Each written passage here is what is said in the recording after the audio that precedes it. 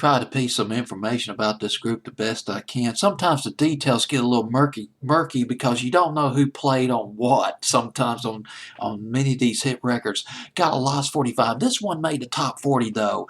As a matter of fact, it comes in at number 40, up from 59 the week of November 24th, 1962.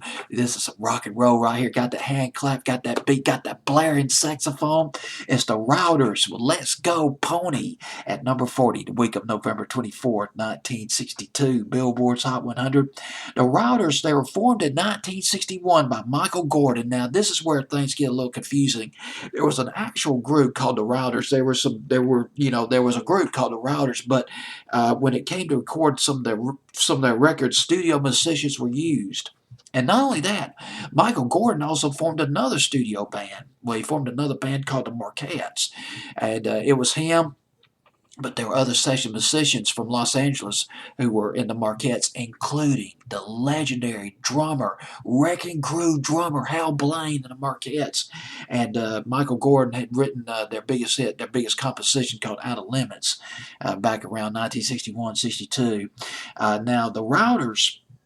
And now here's the thing about Let's Go Pony. This started out as a demo that came out in 1961.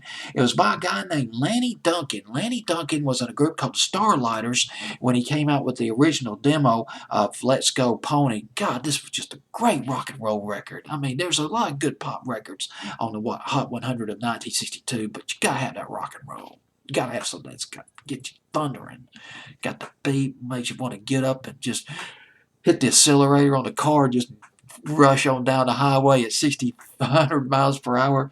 But anyway, Lanny Duncan and the Starlighters recorded a demo. But guess who was in that Starlighters? Guess who played on that demo, the original demo? Two guys. The bass player, Jody Rich, and also the other guy was Tony Valentino. Tony Valentino played the guitar on the demo. Jody Rich, and Tony Valentino, co-founders of the Standells. They founded the Standells in 1962. Of course, had that huge hit with Dirty Water in 1966. Later on, though, the Routers version was I imagine featured Michael Gordon with session musicians, including the legendary session drummer Earl Palmer played on that record, along with, oh my God, probably one of the most recorded session guitarists of all time played on this Let's Go by the Routers.